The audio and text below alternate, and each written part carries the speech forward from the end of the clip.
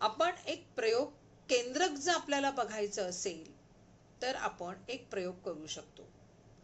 आपला गाल जो असतो ते गाल आतल्या बाजूला ओलसर असतो. मग आपण काय करायचं? आपल्या घरामध्ये लाकडी आईस्क्रीमचा चमचा असतो.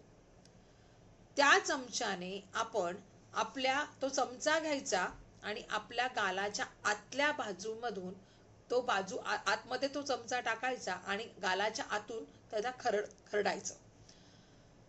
आणि त्याच्यानंतर त्या चमच्यावर जो काही पदार्थ जमा होईल तो सुईच्या टोकावर घ्यायचा आणि त्याला एका काचपट्टीवर आपल्याला सरकवायचं. सरकवल्यानंतर त्याच्यामध्ये मिथिलीन ब्ल्यू हे इंडिकेटर टाकायचं आणि त्याच्यावर कव्हर स्लिप, ज्याला आपण आच्छादन काच म्हणतो, ती टाकून तिला आपल्याला कंपाऊंड मायक्रोस्कोप मध्ये बघता येतं. कंपाऊंड मायक्रोस्कोप हा आपल्या प्रयोगशाळेमध्ये असतो. ज्या वेळेला आपण हा प्रयोग करू त्यावेळेला आपल्याला सूक्ष्मदर्शक यंत्राच्या साहाय्याने म्हणजे कंपाऊंड मायक्रोस्कोपच्या साहाय्याने हे केंद्र बघता येतं. कांद्याच्या पापुद्राची आयोडीन, तसंच आपण दुसरं काचपट्टी कांद्याच्या पापुद्राची बघू शकतो. मी तुम्हाला मगाशी सांगितलं की कांद्याच्या पापुद्रामध्ये आपल्याला केंद्रक बघता येतात. या कांद्याच्या पापुद्राची आयोडीन युक्त, त्याला आपण आयोडीन जर टाकलं पापुद्रावर तर आपल्याला छानपैकी आयोडीन मध्ये माखलेली केंद्रक बघायला मिळतात.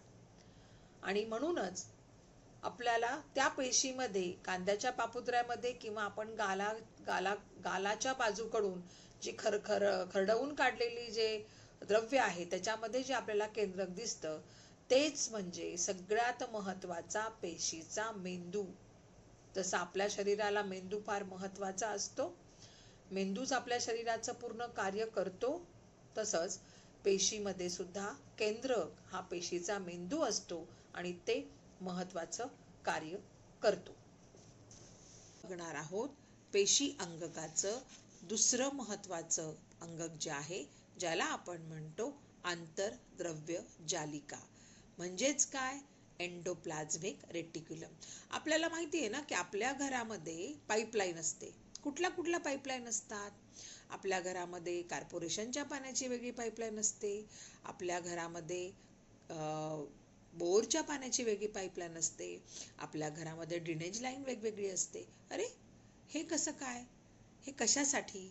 तर प्रत्येक वेळेला ह्या पाईपलाईनद्वारे आपल्याला ठराविक पदार्थ हे आत आणि बाहेर नेण्याची सोय केलेली असते.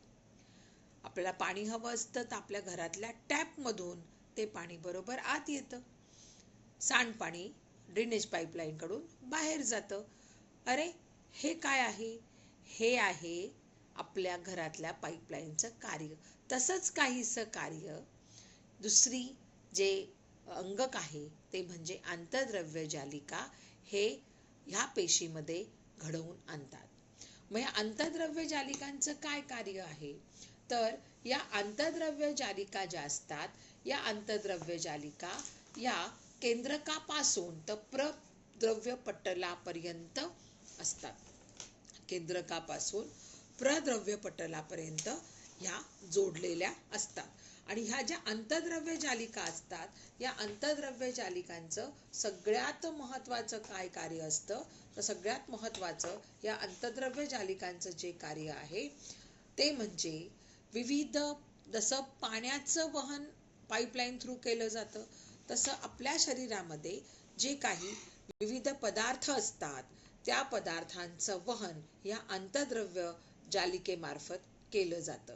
या आंतरद्रव्य जालिका ज्या असतात, या आंतरद्रव्य जालिका ह्या काही ठराविक पदार्थांनी बनलेल्या किंवा जोडलेल्या असतात. एका बाजूने त्या केंद्रकाला अटॅच असतात आणि दुसऱ्या बाजूने त्या प्रद्रव्य पटलाला अटॅच असतात. आणि या आंतरद्रव्य जालिकाच्या वर जर काही खडबडीत कण जर असतील तर ते असतात रायबोझोम्स. दोन प्रकारच्या आंतरद्रव्य जालिका असतात. एक जी असते ती रफ, ज्याला आपण खडबडीत आंतरद्रव्य जालिका म्हणतो, आणि दुसरी जी असते ती स्मूथ आंतरद्रव्य जालिका. जर रायबोझोम त्याच्यावर असतील तर मग ती असते खडबडीत अंतर्द्रव्य जालिका. जर रायबोझोम्स नसतील तर ती स्मूथ अंतर्द्रव्य जालिका म्हणवली जाते. मग जसं आपल्या पाईपलाईनचं कार्य आहे की स्पेसिफिक वहन करणं, पाण्याचं वहन करणं, सांडपाण्याचं वहन करणं, तसंच या अंतर्द्रव्य जालिकाचं पण कार्य सेम तसंच असतं. मग काय असतं, तर अंतर्द्रव्य जालिकाचं पहिलं महत्वाचं कार्य आहे की पेशीला आधार देणं. दुसरं कार्य आहे प्रथिनांचं वहन करणं. प्रथिनांचं वहन केलं जातं. प्रथिनं, प्रोटीन्स कुठे तयार होतात? अंतर्द्रव्य जालिकेमध्ये.